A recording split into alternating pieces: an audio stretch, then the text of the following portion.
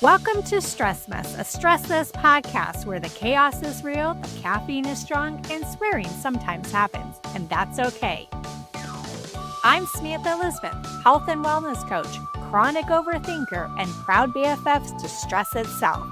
Here we're ditching perfection, embracing unfiltered real talk, and making mindset shifts that might just keep us from screaming into the void. Let's get messy. Today's episode is one you're going to love. I'm joined by my friend Mila Clarke, founder of Hangry Woman and a voice reshaping how we think about health and nutrition. We dive into her journey through a diabetes misdiagnosis, the power of mindset, and how she turned her story into support for others. You'll also hear about her app, Glucose Guide, and maybe a few cat interruptions along the way. Let's get into it. Hey, welcome. So I actually just wanted to start off by talking about how we met. I think that would be a great place to start. But I definitely want to get into Hangry Woman as well too, because I remember when you came out with that brand so many years ago. Maybe it was even before we met, but I remember when you came out with that brand, and it was such a word that people were using a lot during that time, and so I was so happy to see that you actually grabbed that, and really took off with it. So let's get there. But first of all, how we met. It was 2016. Yeah, 2016. I was thinking about it this morning. I was like, oh my gosh, how long ago was that? And I cannot believe it was almost 10 years ago. I cannot believe it either. Really. Isn't that crazy how time flies so much, especially as you get older? It seems to go faster and faster. Yeah. I remember when I was 10 and it felt like I lived 100 years at that point or something, and now it's kind of I still look at 1990s as only 20 years ago, Yeah, it's so insane. And we, my partner and I are always laughing when our daughter makes these comments oh, this is taking forever. I had such a long walk and we only had to walk a quarter of a mile to get somewhere or something. And we're just you wait. Once you get older, you're going to see just how fast it all goes by, and you're going to be wishing that it took longer and wishing that time went slower. It's just so crazy to think that it's been that long. Yeah. And I wonder what's the psychology behind that? Because like I said, sometimes it feels like the days drag on, the years drag on, but as you get older, it seems like it goes by quicker and quicker. And I'm just wondering what happens in our brains. And not that we're going to answer that question. If you guys are watching on the video too, you can see that my cat is just loving on me right now. This is Daisy Bell, everybody. And she is just absolutely will not leave me alone today. This is the kind of cat she is, that she's a very lovey cat. She's not a leave me alone kind of cat. So I apologize if she's rubbing up against the microphone here and there and everything. It's a cat. Anyway, but yeah, I'm not, like I said, not we're going to answer that question of what's the psychology behind the years seeming to go by quicker and quicker every year, or even, every day too. And I know there was a quote that I read one time that says the days are long, but the years go by quick, or something like that. Yeah. And that is so true. Sometimes it feels like the days are going by so slow and you're just wow, and I don't know, but why are we in a hurry? You know what I mean? To end a day or to get to our next big event or something like that. I guess sometimes it's hard. I know I have, some friends and we're oh man, we're going to meet later in the week and everything. And it just feels like the week drags on where it's feels so far away, but then of course it's only just days away. Yeah. It just all happens right in front of us so quickly. It's crazy. I have this, in front of me, you can't see it, but I have this kind of wall of Post-it notes that's stuck to my desk, and it's all of the things that I want to accomplish for the year. And as I accomplish them for the year, I'm able to kind of pull them off and see what's left in the next year. And just looking at that list, I'm I can't believe that almost 7 months has gone by, or almost 6 months has gone by at this point. Like, how are we halfway through 2025? Oh, I I didn't know. even think this year would get here. And I'm just like, how is it already? We're already like blasting halfway through. Crazy. It is so true, because I feel like I was just doing posts about New Year's resolutions and thinking about like how people can get back on track in February and March when people give up on their New Year's resolutions.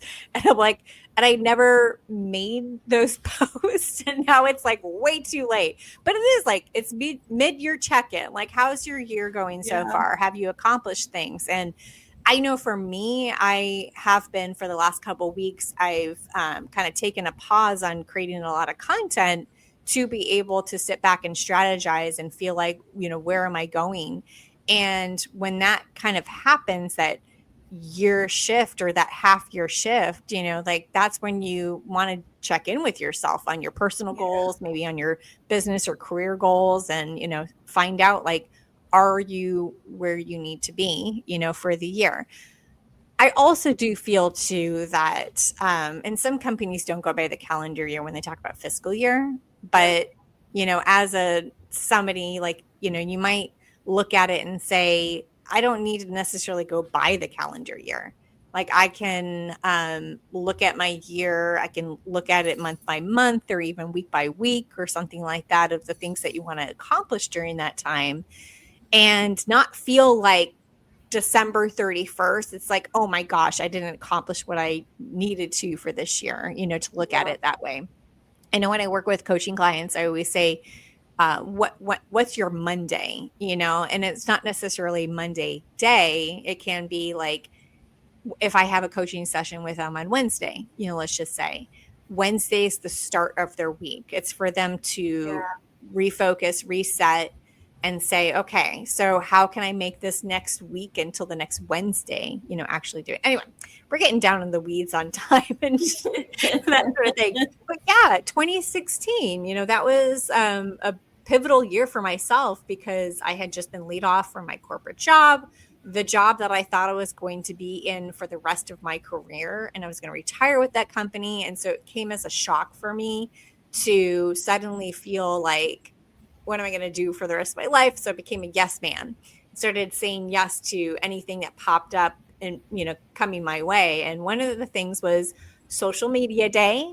And, that was an event in Houston. We're bringing together people that are in marketing, PR, and that are just interested in learning more about social media. Yeah. And I attended that with a completely open mind. I really had no agenda to why I was there, other than I really wanted to learn more about social media, because I'm thinking, well, I kind of use it in my personal life. I don't know a lot about marketing in social media and how to build communities in social media. So I did that. And then because I worked for a profitable corporation before, they had different tracks that you can go on for education. And I saw the nonprofit track. And so that's the one that I went on. So I said, I really want to explore nonprofits. I really want to explore, what does that look like in Houston? And so that's where we met, because at the time you were working for, it went by a different name. It did. Oh my gosh. The fact that you even remember that is like so crazy. But I'm like, it was the neighborhood centers before? Yeah, at the time. Yeah. And so I was their social media team, basically. Like, I did everything social media, everything digital. So if it came down to the website, came down to video, came down to writing and social photography, like, I was doing all of those things on my tiny one-woman team. So like, we had a team that was amazing. Like, everyone was a specialist in what they did. So like, we had somebody who was like really a writing specialist, somebody who was really great with public relations and media relations. We had me, who did kind of like all of the web stuff and everything that we would do online. So we just had like a lot of support in different areas, but each of us was kind of like our own shop, which was crazy. Yeah. And so on that day for social media day, I was kind of talking about like ways that you can be a small team and still make a big impact. And just examples of things that we had done and like tips and tools that people could take away if they felt like I don't have as many resources as maybe like a giant brand does. What can I still do to like make good content and make, you know, like good things come about and get people to find out about my organization. So it was really cool. And I remember that day that I, because I'm like notorious antisocial person before I have to speak. Like, I'm just like, nobody talk to me. Don't look at me. Like, I'm going to be over here. I need to like be in my own little headspace. And I remember like you came over smiling face, like, hey, I saw that you're sitting alone. Can I sit with you? And I was like, yeah, sure. And so like when it was so fun, like when we were talking, you're like, oh, what do you do? And, you know, we were like kind of trading information, and I was like, I'm speaking and I'm really nervous. And you just had like the best, like, I don't know, like just the best like spirit and presence in that moment for me. Because you were the first person who was like, you're going to do amazing. Like, don't even worry about it. You're going to do great. And like, I was like, she doesn't even know me. Like, I've known her for 2 seconds and she's so positive. Like, this is awesome. Like, if I branch out, I might be able to meet more people who are really kind like this. And so it was awesome. It really, like, I don't know if I ever told you that, but like you were so helpful in like helping me set my headspace for the day. Cause I was at the very end of the day, like one of the last speakers. So I was like, nobody's going to come to my session. Like, I'm just going to be up there talking to myself. And like, it was really cool to have that like reassurance from somebody who at the time was a stranger to me and that was so meaningful to me. Oh yeah, I'm pretty sure I linked arms with a couple people. I'm like, let's go, you know. So I think that was one of the things, and you know, it was. I mean, because after my layoff, I went down this like depression spiral and everything. And when I decided to become a yes person and you know go into that, for people that know me, I'm a pretty positive person. Now I can get out people though, meaning that like it's too much people, you know, going on and I need to like be within myself. But I'm an ambivert. I'm going to say that wrong, but I'm also dyslexic too. So sometimes words are escaping me, but you know, that's something that, you know, I also, I think generally people are amazing, you know, and you know what they do. And I know when I saw you, it was kind of like, I knew you were going to do amazing because I could feel it. It's that feeling of namaste, you know, and namaste means that the light within me sees the light within you. And I knew automatically that you were going to do amazing. And you did. I mean, your presentation, like I learned so much from that. I took so many notes, and I, you know, also went on to go help a couple of other nonprofits get their social medias up and going. And so that I took what I learned, you know, from your session and, you know, hopefully also spread that joy to other people as well. So it's those kind of things. So you're definitely somebody that lights a spark in people, you know, and I could see that, you know, from the beginning. So, but I mean, when you came out with Hangry Woman too, I was like, yes. So tell us about that. Tell us about Hangry Woman, the start of it, you know, and what you do with that. Yeah, so at the very beginning, it was mainly just my outlet outside of work to do something creative and fun. Yeah. And I really was like in this process of learning how to cook. I like knew nothing, but I was just like making stuff up along the way, and I would post it on Facebook, and then people would be like, well, what's the recipe? Where, like, how did you make this? What did you make it with? And so eventually I got sick of just responding to everybody with an individual thing of like, this is how I did it. And I was like, here's a link, just go to this place and you can get the recipe. Just type this in the search bar, you'll find it. And for the longest time, it was just something that was like creative and fun. And I started to get little like invitations to go to restaurants and like write about them and talk about them. And then I was like, okay, like I love this thing. It's really fun. And it's just going to be something that I have as a hobby. And it was something that helped me learn more about photography and videography. And then I was diagnosed with, or I was misdiagnosed with type 2 diabetes. And so I started talking about like how I was learning to live with this chronic illness and how I was learning to like cook better things and cook better for myself. And making recipes in that way. And other people with diabetes started to find me through that. And so it became like a recipe blog for the like diabetes community, which was something that like I never anticipated. I was just like, oh, I'm learning how to cook, but now I'm learning how to change how I cook also. So I'll document it and share it here. Then in 2020, I was re-diagnosed and found out that I was misdiagnosed with type 2 diabetes, and I was re-diagnosed with type 1. It was completely missed by my doctors. I should have been on insulin the whole time. Oral medications weren't working for me. I was like, something is not right. I went to go get tested for autoantibodies for type 1 diabetes, and it turned out that I was misdiagnosed. Wow. And so, of course, that happens in the middle of COVID.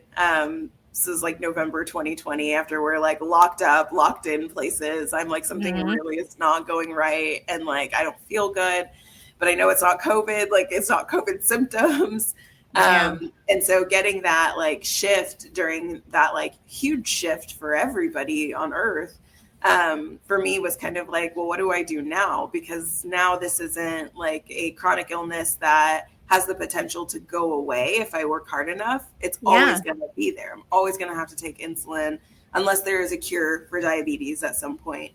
And so it really started to, for me, like give me that question of like, okay, well, like, what is my path forward here? Because I want to make sure that people know that this is something that can happen, but I also want to still be uplifting and still work with food, still work with, you know, like how we get people to make healthier dishes that still taste amazing, but are better for our health overall. And so I waffled for like the longest time, and then finally decided, okay, I'm going to get my master's in nutrition and become a registered dietitian. And so I had gone through a health coaching program in integrative nutrition. I loved it, but I just wanted more. And so I was like, all right, well, let's do it. And so this August, it's so crazy, like in a month, I guess, I'll graduate from my master's program, and then I have an internship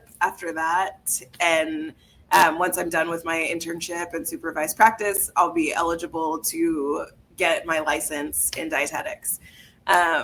So it's still like a long path away from me, but it was really cool that just learning how to cook and wanting to know more about food, and then like getting a health condition that is really centered around how you think about food all the time, kind of led me down this path. It led me to being like, okay, I want to work with people in habit change and help people understand like how they can change their lives for the healthier and how they can keep up with those habits.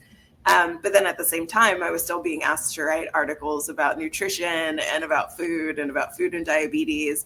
And so I thought like, okay, I think it's the right move and the right path for me to do something more and do something that I'm really excited about. And so it's really cool kind of in this, I feel like it's a full circle moment a little bit. Like I've finally gotten to the place where I have like learned more than I ever thought I would learn. And I'm so excited about what the path is forward and like how I can use my skills and my passions to help other people get affordable nutrition education so that they're able to live happier, healthy lives for themselves, for their families, and just like overall, like help the world be a little healthier.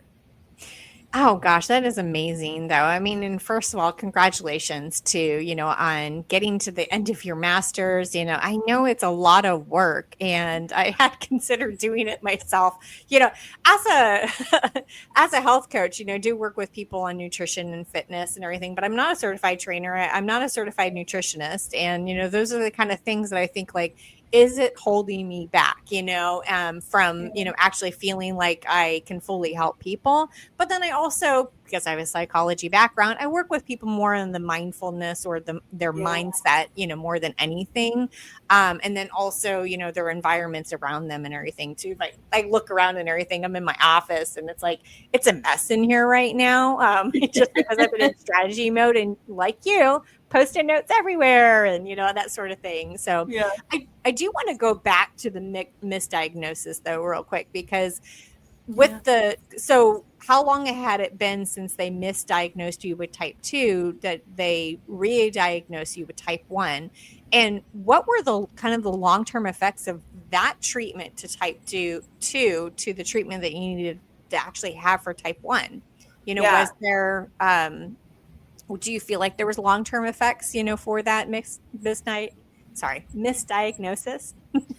I think I'm lucky in two ways. So the period between my first diagnosis and then learning that I was misdiagnosed was 4 years. So I Okay. spent a lot of that time feeling awful, feeling lethargic, just being absolutely exhausted all the time.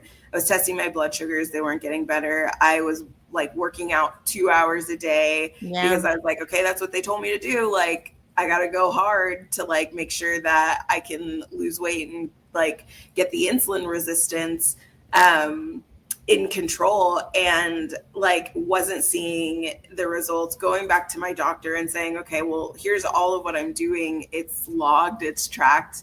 I have it Mm. on paper. I don't know what I'm doing wrong, like because my blood sugars aren't back in range. And nothing was working for me. Like Yeah. all the oral medications, like cutting down carbs to like 30 grams of carbs a day. It's like just insane, crazy, drastic things to try and get my blood sugars back into balance. And it Yeah. wasn't working. And I was getting so frustrated with myself because I was like, it has to be me. Like I'm doing something wrong, obviously, because it's not working.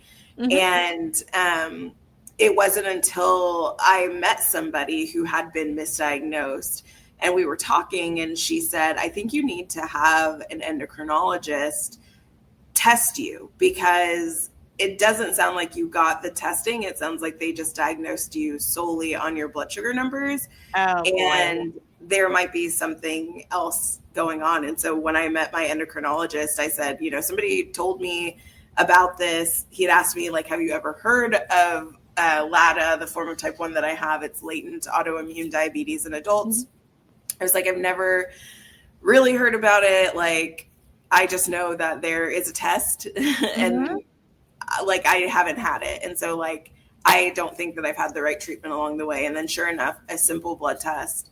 I was positive for the autoantibodies, and then they were able to say, okay, you need insulin. We have to approach your treatment in a little bit of a different way. And I was like, okay, so cool. When can I get off of insulin? And they were like, never. Oh, wow. Unless there is a cure, but your body doesn't produce the insulin that it needs to make for you to be able to actually like get your blood sugars down. And what's happening is that your immune system is attacking your insulin producing beta cells so that your body can't make the insulin that it needs. So you have to inject it for the rest of your life.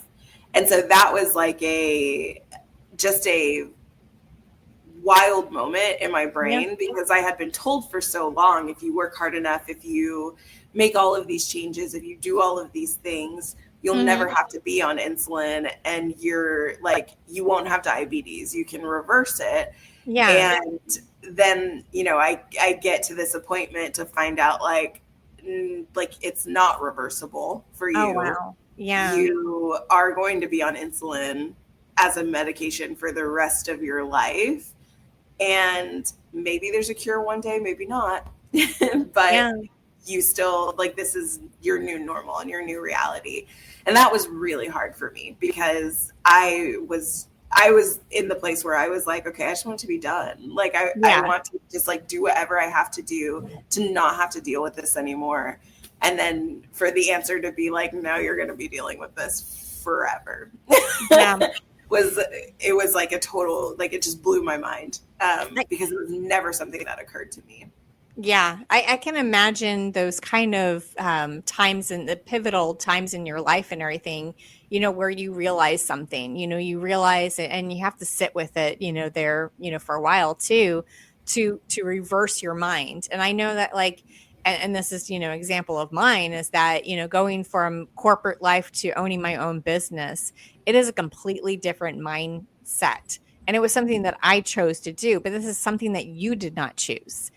So I can only imagine how much harder it was, for you during that time to make a mindset shift that you're going in one mode and now you have to go in the almost the completely opposite mode. Still take care of yourself, but I can imagine like, how it was like it wasn't even putting the brakes on. You have to slow down before you can put your brakes on and then go in reverse, Yeah. you know?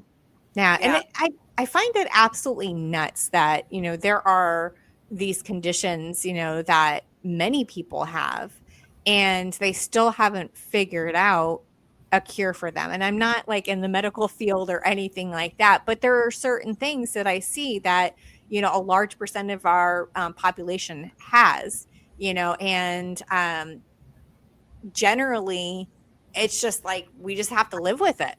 Or there's things that people do have and they're like, I don't know what to do about that, and it it's hard. I mean, because I Yeah. know there's a couple of things that I have, and the reason why I'm a stress mess is because I have a mass on my left adrenal gland that causes more cortisol than I need.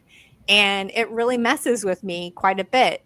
If I get a little stressed, then I get more stress. I have more cortisol pumping into my body. And the only solution would be to go in and have surgery, but they're like, we're not going to have surgery until it gets over an inch, and just little by little every year it just creeps up. So it's one of those things that I really wish that I could control it more. But in the meantime, I just have to I just have to suffer with more stress than a normal person has. And knowing that, and it's the same thing for you too, needing the insulin, you just know you just have to suffer with that. Yeah.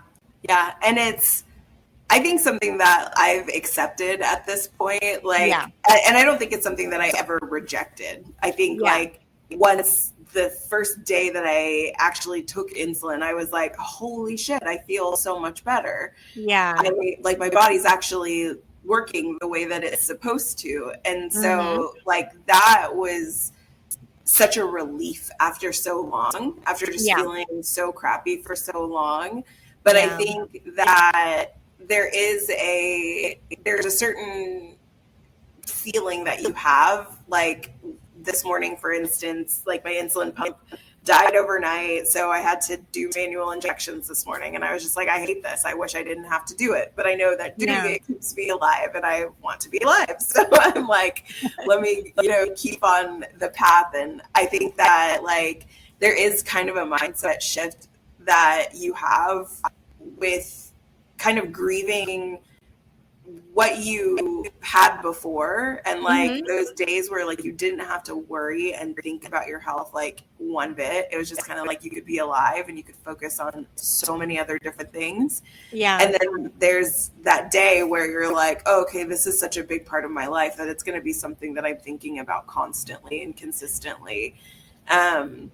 And so I think, like, once you realize that it's always going to be there, it kind of Mm-hmm. becomes your partner rather Yeah. than it being something that you're fighting against Yeah. so much. You're absolutely right. I mean, because when I was diagnosed as dyslexic, when I was younger, I turned it into my superpower. I ended up concentrating more on communications, more on public speaking and reading and writing and all of that kind of stuff, and math too, because, I'm both, word and numbers dyslexic. And so that's something that I turned into a superpower. So my top subjects in school were math, and, it was English too. I was really good at that. And of course, I became a communicator. And it was Yeah. just because I said, I'm not going to let this define me. I'm not going to let this be a weakness for me. I'm going to let it be a strength. And so it's the same kind of thing. Obviously, I have a podcast called Stress Mess because I've really embraced that I'm just a more stressed out person than other people are. And it turned it into a superpower. So it sounds like you're really turning your type 1 diabetes into a superpower. And I think that is just absolutely amazing with everything you're doing.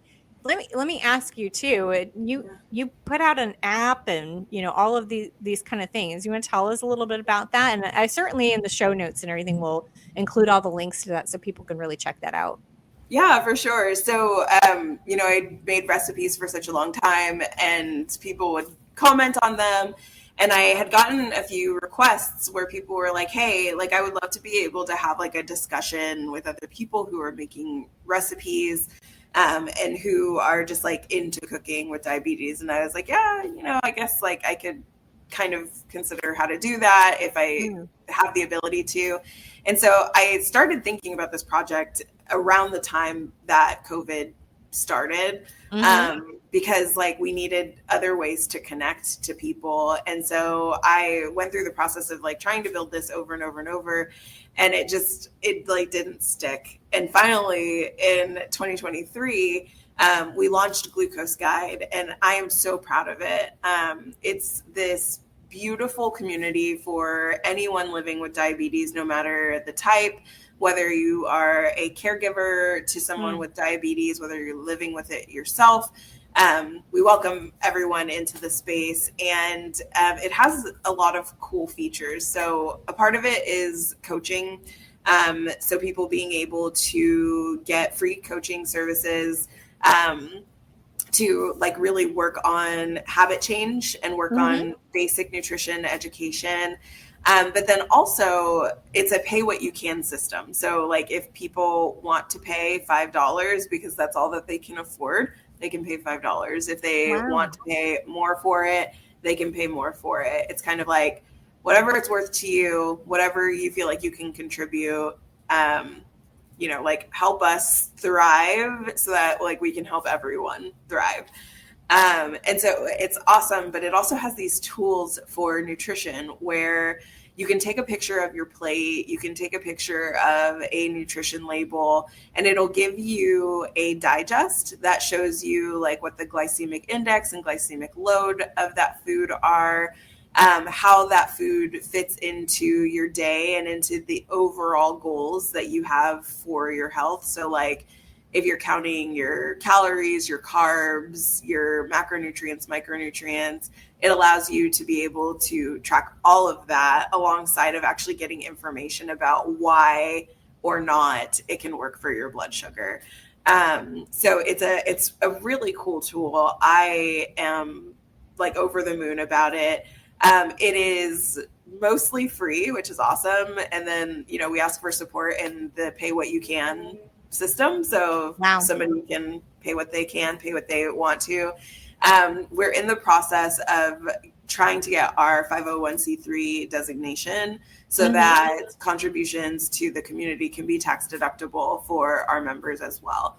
So just wanting it to be like a safe, open, evidence-based space where people can get the information that they need, but they can also work on the steps that they need to be taking to ensure their better health, and then being able to have somebody who is there alongside them, helping them achieve these habit change goals and these milestones, and really knowing that they're getting information that is one evidence-based, one scientific, but then also that is coming from a place of somebody who just gets them and gets exactly what they're going through. So it's a big undertaking. It's a big project, but it's something I'm so passionate about and that I am so excited for. And also that I just love seeing the members in our community be like, oh my God, I finally like understood this concept about my health and it's clicking for me now. Or like,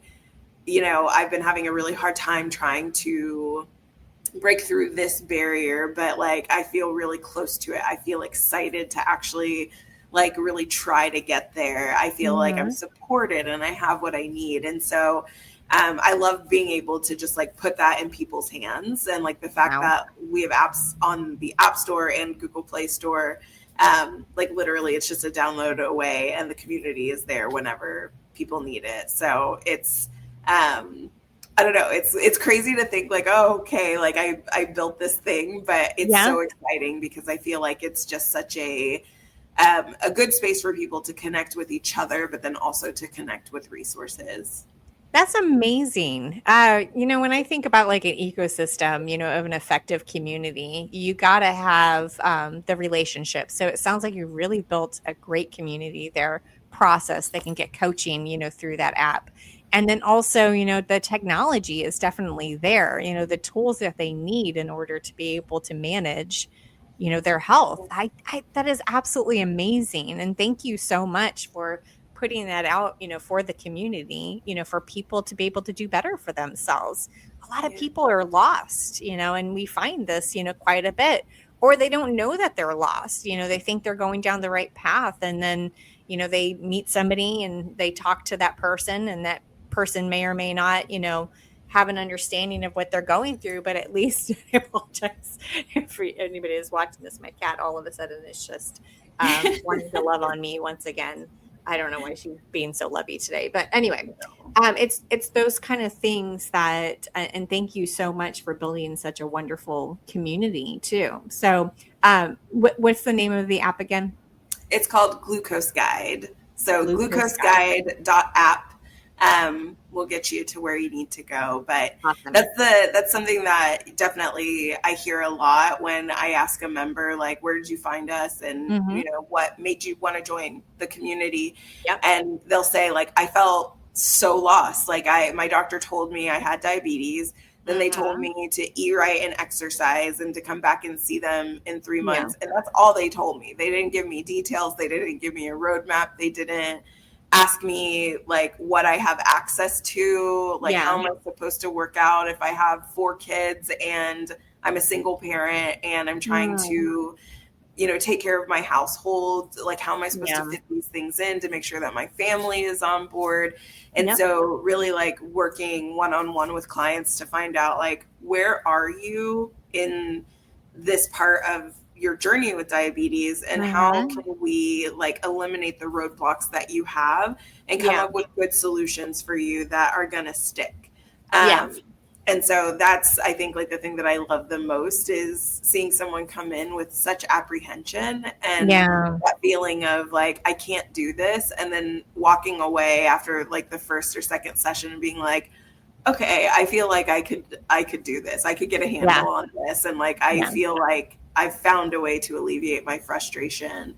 And sometimes like, it's just that. Sometimes it's just somebody's like, I've never gotten to vent about this and I want to vent about it. Yeah. And Certainly. so, yeah, I think like it gives people a space just to get more information and Hmm. to get like resources and tools and to know like there are like all of these things out here to help you. Yeah. You just might need access to them or somebody to say, hey, did you know that this exists?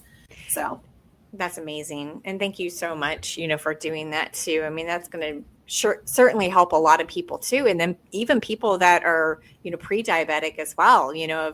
being able to help them, and support them, or people that maybe are pre, diabetic, I mean, that is Yeah. certainly helpful. And I do have, some friends that are like on the cusp that they said that like, hey, your levels are high and you're almost Mhm. going into a pre-diabetic zone, and for some people, obviously that feels like like a terrible thing, like, oh, I don't want to go into that. So thank you so much for building that, and thank you so much for being on the podcast too.